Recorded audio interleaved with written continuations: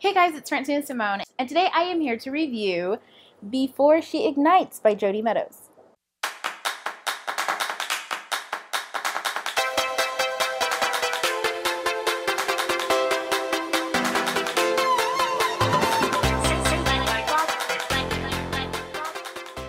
So guys, it's been a while since my last book review, but I am here with a book review for Before She Ignites by Jody Meadows. It comes out September 17th, and I was so happy to get an early copy to read and review.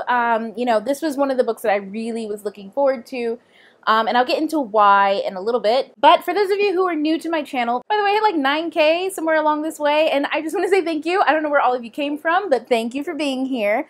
And for those of you who are new and don't know how I review books, I like to review books objectively, based on character, plot, and world. I just give an objective opinion on those things and whether the book, like the text itself, achieved what it set out to. So, is it authentic to itself? Is it quality? And then I give you like my subjective opinion of the book, which really matters not, because it's all about based off of what I like to read, not necessarily what is good or not. So I will give you both of those, and let's just get into it. So first, a brief synopsis of this book. This book starts off with our main character, Meera. Well, the main character is Meera. I forgot her last name. But it revolves around her in a fantasy world in which dragons exist, and she lives in a place called the Fallen Isles. It's a collective of islands that all have this mythology of how they started, and they have a peace treaty that they've come up with based on their mythology, and Meera is like the figurehead of this treaty. Like her name, the treaty is called like the Meera Treaty. Like she is symbolic of it. And the book starts with essentially her going to prison, and we find out why along the way she is in prison. A little bit more about her world, about her, and of course there are dragons.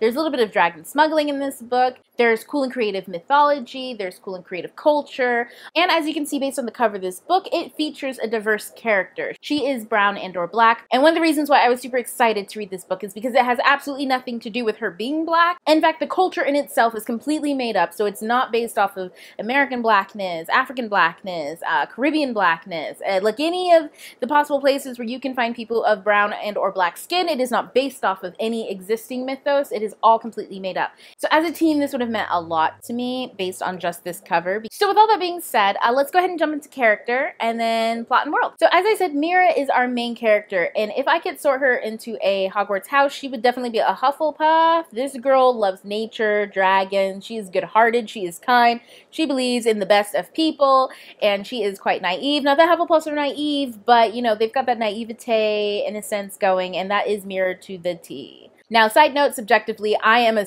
Slytherin with a tad bit of Ravenclaw in me, and so me and Meera butt heads a lot because I'm just like, girl, stop with the Hufflepuffness. We are in danger. Like, we need you to be Slytherin. But I can't ask Meera to change herself. That's just who she is.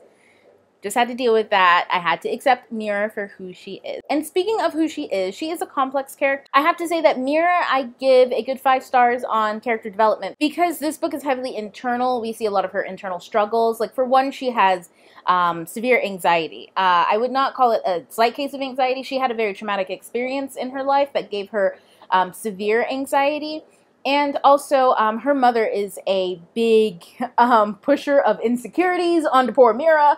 So she is dealing with 2 types of huge internal struggles as far as self-confidence and being self-conscious of herself and just being able to like come into her own. She struggles with that a lot because of one, her mother really crippled her, I think, when it comes to insecurities and her being able to believe in herself or find value in herself outside of what other people or what her mother deemed valuable about her. And 2, she has a crippling anxiety, like an anxiety that stops her from being able to function in some instances. And I thought that both of those were done really well. As far as crippling anxiety goes, I don't have crippling anxiety, but it's going to be different for everybody. And as far as I was concerned, it was believable with Meera. And I felt like her mother relationship was highly believable because my poor girl Meera here, I see those relationships play out all the time in real life, and I see how just crippling they are. So Meera herself, I would give her 5 stars on complexity and just being a well-rounded character. Because honestly, all of her actions and or inactions, I could honestly say, are tied back to those deep inrooted insecurities that she has. So it, you know, like anytime that I saw something that was frustrating for me to read with her, I could understand why she was like that. I'm not going to say that it's enjoyable necessarily if you don't like characters like Meera, but if you can relate to her, you will definitely understand where she's coming from. If you don't like Hufflepuff type characters, Meera might drive you a little crazy sometimes because she is a true Hufflepuff at heart, and all of its beautiful ways and all of its maddening ways for us Slytherin / Ravenclaw type people. As far as the side characters go, there are two sets of side characters, those that were in prison with her and those that were out of prison with her via flashbacks of, you know, her past life. And I would have to say that the characters that were in prison with her were really well done. I got a sense that they existed outside of Meera. But the characters that existed outside of the prison, I felt like this was really tough because they were flashbacks via Meera and this is first person. The characters that were outside the prison felt heavily tied to her. I didn't feel like they necessarily had their own personal lives outside of her. But at the same time, they were through flashbacks, and they were through Meera's flashbacks on top of that. So it's really hard to separate them. And I have to say that her friendships outside of prison felt a little bit more middle grade than the ones inside. And, you know, like, well, she's in prison. It's a little darker, like, obviously. Whereas her outside life, you know, we've got dragons, we've got, you know, high life society, and she's got friends. Of course, it's going to feel a little bit easier and sometimes a little bit more middle grade as far as, you know, there's not that much scandal. I mean, in prison shit be happening, but outside of prison, life was nice. So I did have that hang up a little bit. And towards the end of the book, I felt like a lot of the side characters didn't advance as much as I would have liked to be able to say that they were fully well-rounded. So as far as characters go in general, I would have to give it 4 out of 5 stars, but overall, really well done. So next on to plot. Now, as I mentioned earlier, this book is heavily internal. The plot is extremely internal, even though there is also an external plot going on. Now, with it being super internal, there isn't a whole lot of movement as far as the outside world or things that are going on outside or political things speaking specifically in comparison to how much stuff is moving. Ooh, shit, I got stuff falling out of my book. Sorry. Oh, ooh. Where was I? So with Meera on the inside, there was a lot of movement. She was dealing with her anxiety, trying to overcome that, especially since she didn't have medication for her anxiety. And also, she's trying to overcome, like I said before in her character development, a lot of insecurities that have been placed on her by other people on the outside based on what they want from her and how they value her versus trying to find value in herself. I felt like overall that plot really was done really well and it progressed really well. Internal plots tend to progress a lot slower than external plots. So if you're someone who likes a lot of fast-paced action, you look at this cover and you read the title and you're like, Before She Ignites, and you're like, okay, this is about a girl who's riding dragons and setting people on fire and burning down villages, like, and it's gonna be bing, bang, boom, bum, ba. Like, it's not gonna be like that. So if that's what you're expecting, expectations are a little off. It's a lot more slow-paced because it is highly internal. Now, the external plot, the part of it that was very political, the part of it that wrapped into the world, that wrapped around the dragons, that wrapped around why she was in prison, that part was very interesting. However, it's first person, and Meera is very much a pawn in this world. So it is very hard to get a lot of external information. The external information that we do get in the book, there's something that was nagging me about one of the side characters, and the way that they delivered a lot of external information. I felt like sometimes this side character wasn't as genuine as I thought they could have been, so I felt like the authenticity was off just a tad bit, which bothered me in the delivery of the external plot. However, I still have to say that overall, I love how complicated the world is, and I love where this is going. And I would give plot a 4 out of 5, mainly because for a first book where this is extremely heavily internal, I thought it did a lot of work, and it was really good, and it opens us up completely for the second book. And so externally, I can be a little forgiving, but I do have to dock it a little bit because of how one of the characters played out in the external plot. So I'm not mad, but I'd be interested to see what happens in book 2 to see if that changes my feelings about book 1 a little bit. However, 4 out of 5 for plot. I thought it was really well done. I thought everything made sense. Everything was cohesive and coherent and consistent, especially with how Meera was. I mean, again, Meera, she's a Hufflepuff with a lot of issues, so going into that and going how she interacts with the plot and how her struggle is, even if things were frustrating to go through with her, I understood that that was her. She is a flawed character. Meera is not someone you can insert yourself into while reading, so this isn't like a play along. You're definitely going to be watching her journey. Unless she is someone that you 100% can relate to, then I guess you could slip right into that and be like, oh, this is my life plus dragons. So why are you in prison? So world! Now again, the majority of this plot takes place in prison, and even though that was the case, I felt like we got a really rich world surrounding nonetheless.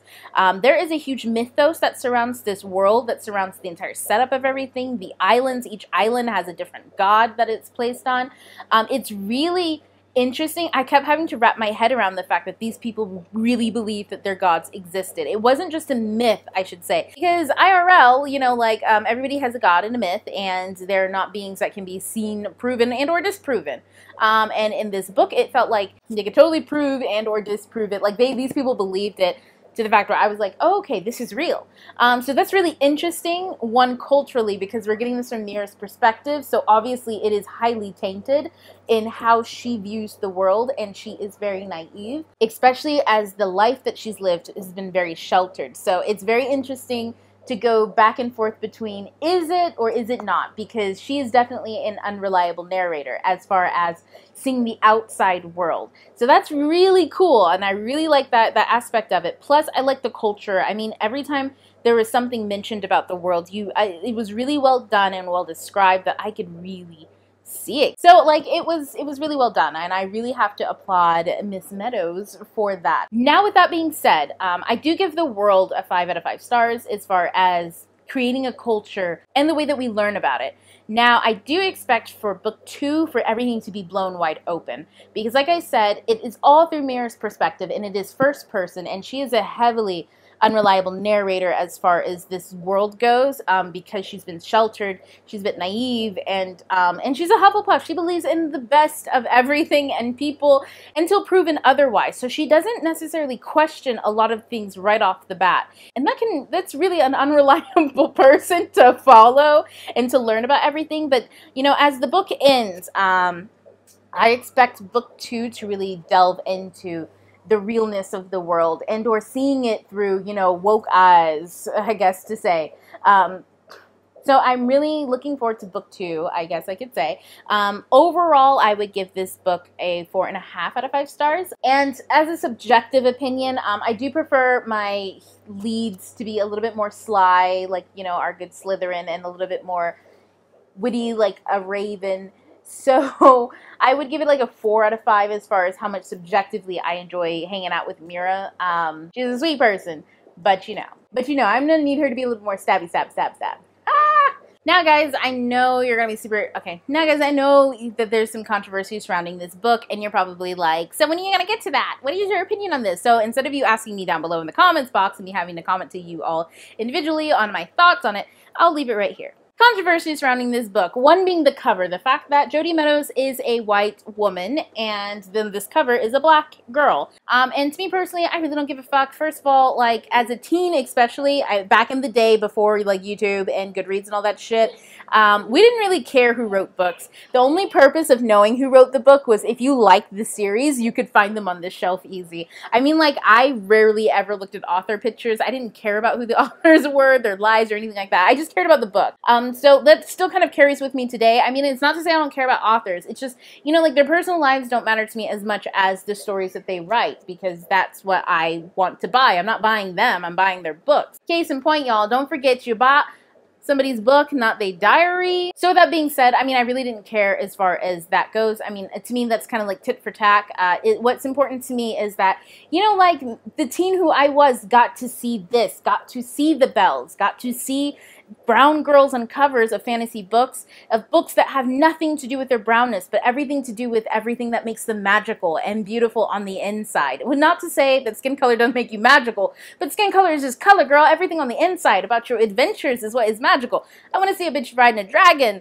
I don't want to see her, you know, talk about how pretty her brown skin is. That is vain. I want to see the riding dragon. I want to see her breathing fire. I want to see her stabbing somebody. I want to see her plotting, being witty. I want to see the Ravenclaw, Slytherin, and or Hufflepuff within, you know what I mean? Not necessarily her dealing with being brown in a brown world. Like for real, y'all, I'm already black. The struggle is my life. I don't want to, like, read about somebody else's struggle all the damn time, even in a fantasy universe.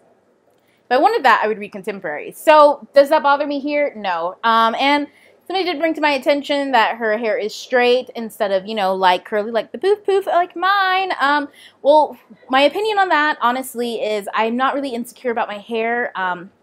Hair is a very tough topic for a lot of black women, especially growing up American, I would say, because there is the standard of beauty as far as marketing and what's seen on TV. And if you don't have a strong voice in your household saying the standard of beauty in this motherfucking house is how you look right now, bitch. Like, if you don't have that, you can grow up with lots of insecurities surrounding, am I beautiful? Especially as a young kid. And that is really hard to deal with.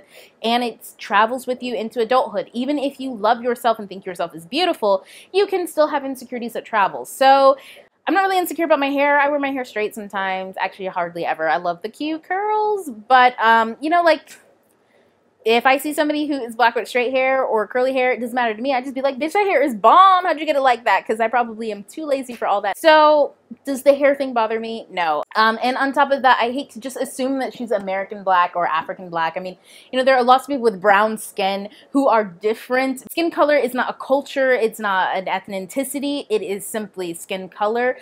You can be from different parts of the world and have dark skin and straight hair. So I don't even know where the fuck this girl is from. I mean, I know where she's from. She is from the Fallen Isles, which does not exist. So for just sake on the fact that it's fantasy, so I really don't care. What I do care about is the fact that she is here living up her glory with the dragon.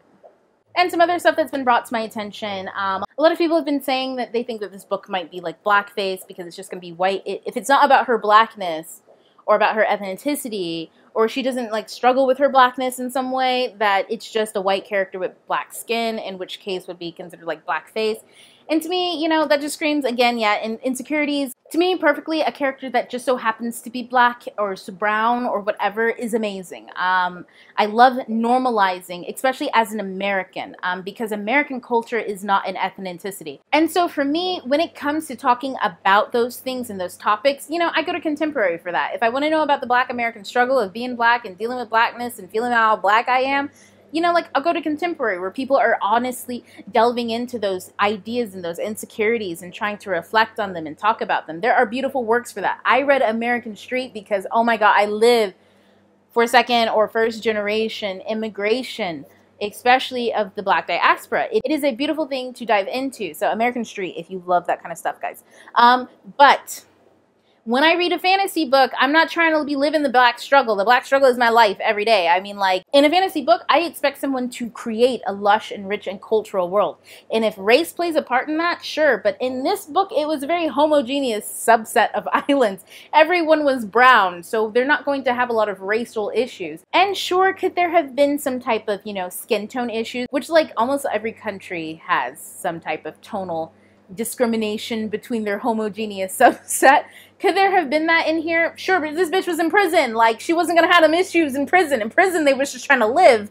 They was just trying to get out of prison. She was surrounded by crazy motherfucking people. So she was dealing with a lot more than the nuances of her cultural life. You get what I mean? Plus, she was, like, straight up living that posh life when she wasn't in prison. So chances are she wasn't dealing with a lot of microaggressions because she was surrounded by people who worshipped her.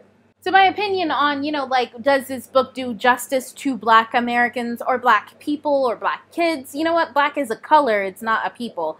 And people make up a culture. So does it do justice to that? Well, I guess so. It does justice to the brown people of the Fallen Isles. Does it do justice to the brown people of America? Well, no, because this don't take place in America. Now, I want to say that the fact that a white protagonist can be like a damn hobbit or fly on dragons, or whatever else without their whiteness needing to be explored in the book is a privilege, and it's a privilege that I want other people to be able to experience. So I think whenever someone says, oh, well, this is just a book with white characters, but they're colored a certain way to meet a diversity quota. Well, one, meeting diversity quotas ain't so bad. Like, if you write a book just and want to make it diverse to be diverse, I mean, go ahead and do that. Like, as long as your story is solid, quality, and authentic, that's not a problem. As soon as you drop off on authenticity and or quality, then everything is a fucking problem, including your whole, you know, thoughts on writing it. I mean, like, if that's your forethought going into a book, that's probably a problem and a red flag right there that you ain't writing authentically. However, if you can pull it off, you can pull it off. That's all I'm saying. Write a damn good book. I don't care who's on it, who's in it, what's going on.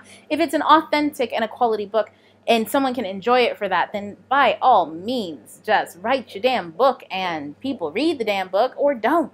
However, when you say that about books, blanketed like that it is essentially blackface, you're taking away the opportunity for us marginalized people in America to be able to experience what it's like to be a part of a narrative without that narrative, you know, calling attention to what color we are. Because that's essentially what it boils down to. And you know what? It's perfectly fine when that's the agenda of the book and that's what the book is exploring. But all books about marginalized individuals don't have to explore their marginalization. That's how we make diversity normal. But you know, if you need diversity to be a trend so that you can hop on it and do whatever you need to do, then by all means, just be honest about it. I ain't policing you. Just be honest about it and say you want it to be a trend and you ain't trying to normalize shit. You want to be special, and that's okay. That is perfectly fine. But this bitch ain't trying to be special. I just want teens who are like me, who possibly look like me, grew up like me, to be able to experience what I didn't. So, the book that I mentioned, The Bells by Danielle Clayton, that's C-L-A-Y-T-O-N.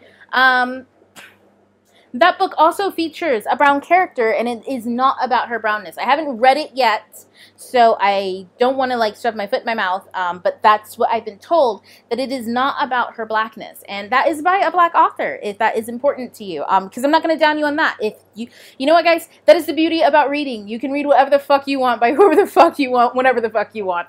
So if that is important to you, that is a perfect one to read. If you just want to read about dragons and girls, this book is for you. If you love Hufflepuff type characters, this book is for you. If you love instant, lots of action, lots of fighting, lots of go, go, go, badass bitches, I probably would say this book isn't for you. At least not yet.